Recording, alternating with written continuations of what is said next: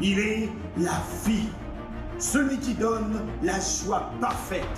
D'abord, on a pensé à un culte des apparences sur écran géant.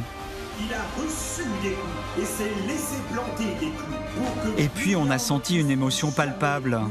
Ils sont même très nombreux à nous dire avoir été touchés. Alors que nous, on pensait que les églises étaient de plus en plus désertées. Jésus.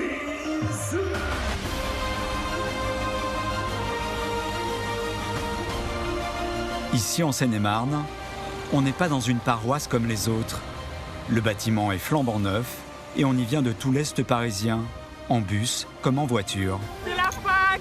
Jésus est ressuscité après 3 jours dans le tombeau. Merci, bon dimanche Jésus. Bienvenue chez les évangéliques.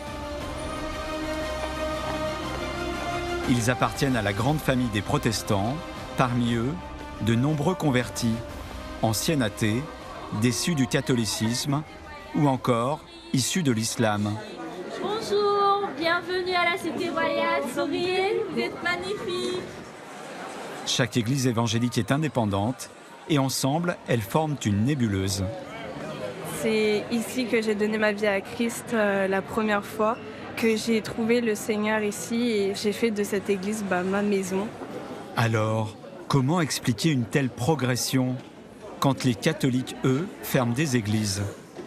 On a aussi voulu comprendre pourquoi. Être croyant, cela doit se voir et se faire savoir quand on est évangélique. Croirais dans un aéroport, c'est très très beau. Vous avez ici des bancs, on peut s'asseoir. On se retrouve souvent ensemble pour communier avec des frères et sœurs. Le nom de cette église, Impact Centre Chrétien.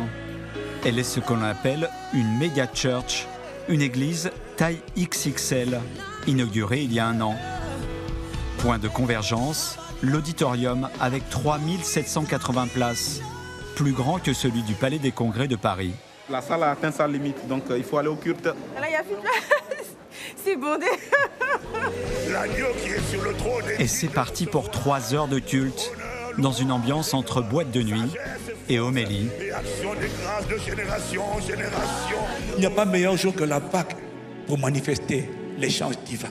Ce que Dieu a fait à travers moi, il peut le faire à travers toi beaucoup plus grand que ça. Un culte sous la houlette du pasteur Yvan Castanou, le cofondateur avec son épouse de cette église hors norme.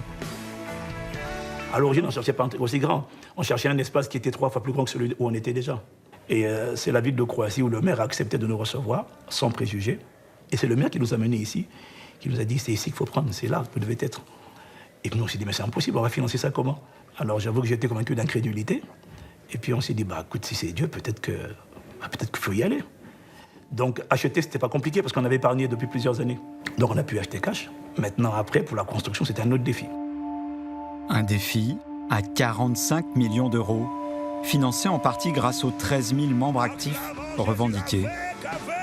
Fort de cette audience, l'Église capitalise sur une contribution mentionnée dans la Bible, la dîme, c'est-à-dire une invitation à donner toutes les semaines.